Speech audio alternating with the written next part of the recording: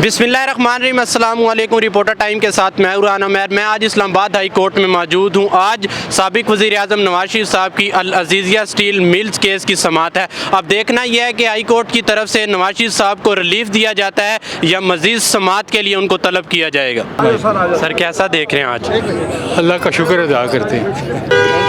Sir क्या कहेंगे आज के दिन? नहीं, देख लें आज उन्होंने जब केस ओपन किया अमजद परवेज़ साहब ने, तो नैब ने एक मुकाम पे फिर कहा कि आप इसे रिमांड कर दें, लेकिन बात यह है कि केस को मेरिट पे आर्ग्यू करने के बाद ये मेरिट पे अल्लाह ताला ने उन्हें सुरखरुई दी है।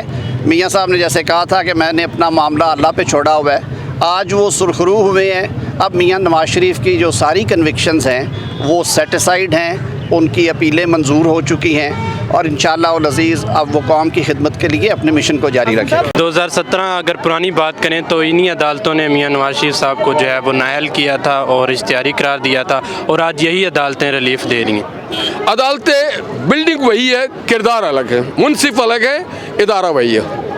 तो सर कैसा देख रहे हैं, जिस विजन के साथ मियाँ साहब आए हैं तो कर पाएंगे ये पूरा विजन? अगर पूरी कौम साथ देगी तो बिल्कुल कर पाएंगे। तो ठीक है सर, बहुत शुक्रिया। सर क्या कहेंगे आज के बारे में? हक सच की वतह हुई। नवाज शरीफ साहब ने अपना फैसला अल्लाह पे छोड़ा था। अल्लाह ने आज अदालत उज़्मा के ज़रिए वो झूठे हुए जो केस बनाए हुए थे नवाज शरीफ साहब पर, अल्लाह ताला ने उनको सुरखरू किया, पाकिस्तान को सुरखरू किया। आज पूरी दुनिया के सामने इंसाफ का बोलबाला हुआ है।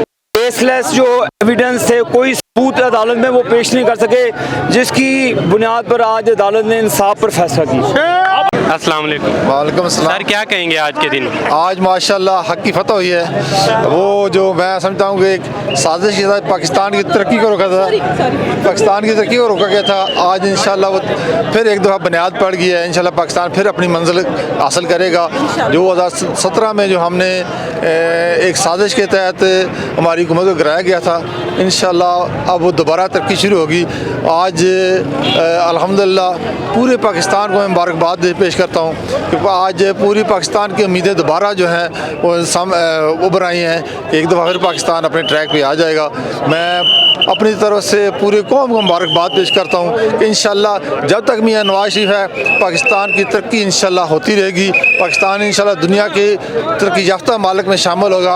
आज जो हमारे जो हालात हैं इसका ज़िम्मेदार कौन है, इसका भी तयन होना चाहिए कि कौन पाकिस्तान जब भी आगे जा रहा होता है एक साजिश के लिए पाकिस्तान को पीछे धकेल देते हैं। इस सब चीज़ों का अब वक्त आ गया कि एक दफ़ा तयन होना चाहिए ताकि मुल्क दुनिया के मुकाबले में जो दुनिया तरक्की कर रही है उसमें बेहतर से बेहतर हम भी आगे जा सकें। Thank you. कैसी हैं आप? अल्लाह का शुक्र। अच्छा, कैसा देख रही हैं आज के दिन फैसले में? समझेंगे सांस नहीं आ रही खुशी से, इतने खुश हैं हम। और हमें मालूम था, हमारे कायद को भी मालूम था, इसीलिए उन्होंने अपना फैसला अल्लाह पे छोड़ा था। और आज एक दफ़ा फिर अल अज़ीज़िया रेफरेंस में भी उन्हें फ़तह नसीब हुई है और इंशाअल्लाह चौथी बार भी मुल्क के वज़ीर आज़म नवाज शरीफ। अस्सलाम वालेकुम। आज के दिन आज हम बहुत खुश हैं, हद से ज़्यादा खुश हैं। अल्हम्दुलिल्लाह चौथी दफ़ा भी हमारे वज़ीर आज़म नवाज शरीफ होंगे। हक की फतह हुई है और जो अगर जुल्म के तरीके से कदर मुकदमात किए जाएं उनका अंजाम यही होता है। और जिन लोगों ने ये किया था आज वो भुगत रहे हैं और आज हम सुरखरू हुए हैं। अल्लाह पाक ने हमें सुरखरू। जी नाज़रीन, अल अज़ीज़िया रेफरेंस केस में नवाज शरीफ साहब की जो है वो आज पेशी थी और उनको अदालत की तरफ से जो है वो बरी कर दिया गया, रिलीफ कर दिया गया। ये आप देख सकते हैं। मैं कैमरा मैन से कहूँगा कि ये दिखाएं कि लेडीज़ हर तरह के कारकुनान इंतहाई खुश दिखाई दे रहे हैं। मिठाइयाँ जो है वो बांटी गई हैं और हक सच की जो है वो फतह हुई है। एक नई इंटरव्यू, एक नई रिपोर्ट में आपकी खिदमत में हाजिर होंगे। कैमरा मैन अमीर राजपूत के साथ राना उमैर, A1 TV इस्लामाबाद।